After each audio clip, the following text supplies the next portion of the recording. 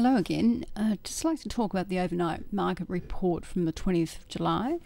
Just talking about the Greece drama. The German Parliament voted in favour for fresh bailout funds to Greece. So they actually agreed for short-term financing to Greece of another €7.16 billion on Monday, which will come out of the European Union bailout fund. Greece today, the 20th of July, has a $3.5 billion euro bond maturity that's got to be paid to the European Central Bank. So over the past 2 weeks, the market has been worried about where is the money going to come from to pay the European Central Bank. So that money will be used today to pay that bond maturity. The European Central Bank has also agreed to emergency funds with another bridging loan to Greece of $7 billion, which has also been approved by the European Council. So these two measures alone will give Greece more money, and the Greek banks will be open today, Monday. Greek banks have been closed since the 26th of June, I should say. And at that time, there was very strong capital restrictions in terms of how much money they could take out of the bank, which was €60. That's actually been changed to €240 today. But there also is still a capital restriction in the sense that they can't transfer any money abroad. So the equity market is still closed as well. So things aren't very good in Greece. Also, the Greeks and the IMF have requested a haircut on the huge debt that Greece has.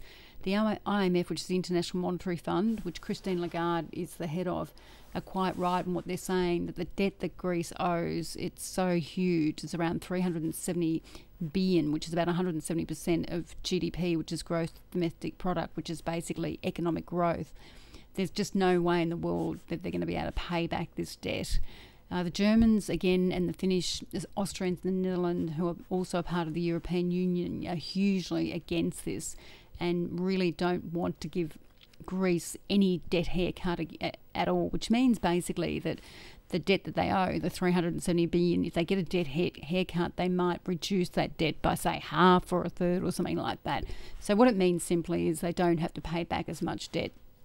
But again, as I said, the Germans and the like are very against this, and they really don't believe they should be giving them a debt haircut at all. I mean, the reality is Greece is just not going to be able to pay back this debt for years and years and years, and it could extend to 50 to 100 years effectively, given the income that's growing in the economy, given the manufacturing they have in the economy, given just the whole economic situation of Greece in the economy. It's just going to be an impossibility for them to pay back that debt.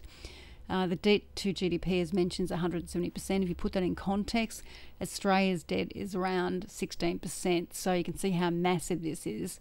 Also, the restructuring program basically advocates putting more taxes on in Greece, on tourists particularly, but taxes on food and accommodation and the islands, also changing the tax system, reducing government jobs, reducing pensions, which have already reduced to a third, reducing incomes essentially. Now the thing is, this is not going to grow the economy at all. If anything, it puts restrictions and it actually contracts the economy. So the reality is income will get even more reduced. And if income's reduced, then how does Greece pay back the debt? That's the truth of the matter. When income is reduced, there's a lack of spending. With a lack of spending comes a lack of demand. Lack of spending, lack of demand, contraction in the economy. Wages go down, less demand, less income.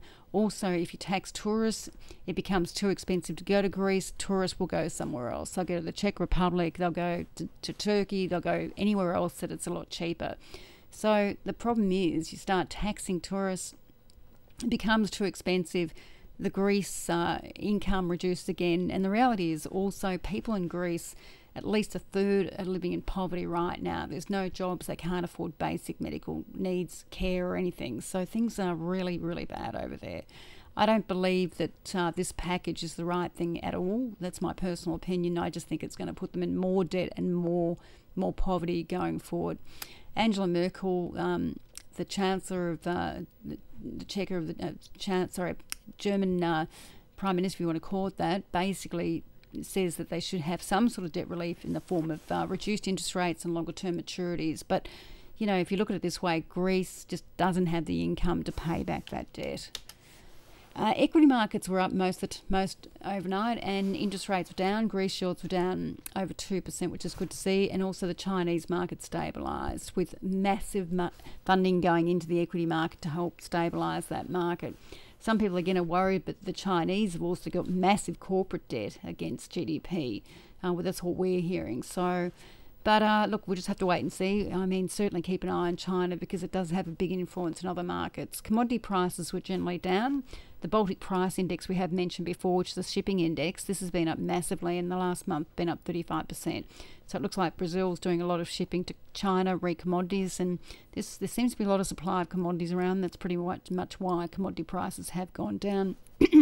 Also, APRA, Australian Prudential Regulatory Authority in Australia, which is the regulatory authority for the banks here, the domestic banks, has said to the major banks that they require more capital to put up against domestic mortgages, which essentially means they have to actually have 25% capital for every mortgage they write rather than 16%. What that means is that for every dollar of a mortgage they have to write up, they have to put 25 cents of capital away on their balance sheet. Now this pretty much is going to increase the bank's cost of funding or their cost of money, something like 95 basis points. And look, what will happen is that compliance cost from APRA will again be probably passed through to consumers. So it'll actually make rates, if we borrow money in terms of mortgage rates, go up higher in terms of borrowing that money. I hope that helps. If you do have any questions, please do email us or pretty much get on to our chat line and please ask us some questions. We're very happy to just elaborate more on some of those ideas and, very happy to do that. Thanks very much for listening and I hope that helps. Cheers. Thank you.